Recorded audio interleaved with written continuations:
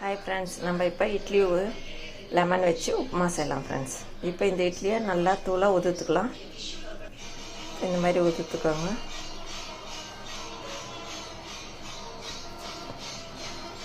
எல்லா இட்லியும் இதே மாதிரி உதுத்துக்கோங்க.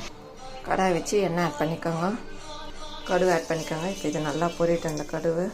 இப்போ கடுகு பொரிஞ்சிச்சு. கடலைப்பருப்பு, உளுத்தம்பருப்பு, கொஞ்சமாக சீரகம் ஆட் பண்ணிக்கோங்க.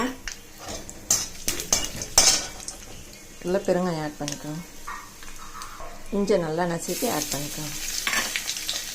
இப்போ இது கொஞ்சம் பொன்னிறமாக ஆகட்டும். இப்போ இதில் பச்சை மிளகாய், கருவேப்பிலை ஆட் பண்ணிக்கோங்க. ஒரு காஞ்ச மிளகாய் கிள்ளிக்கோங்க. கொஞ்சமாக கரம் மசாலா ஆட் பண்ணிக்கோங்க.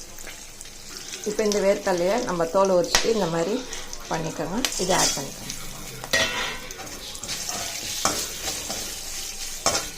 இப்போ இதில் மஞ்சள் தூள் ஆட் பண்ணிக்கோங்க.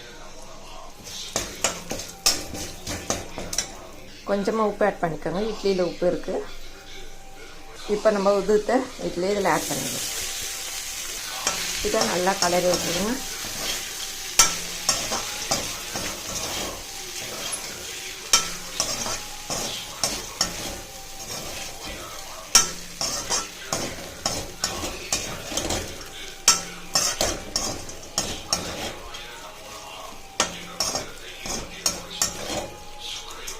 இப்போ இதில் எலுமிச்சம்பழம் ஆட் பண்ணிக்கோங்க.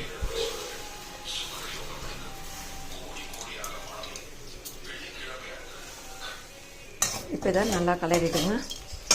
இந்த இட்லி ரெடி ஆயிடுச்சு. ஒரு 2 நிமிஷம் மட்டும் எலுமிச்சம்பழம் இந்த சூட்லேயே இருக்கட்டும்.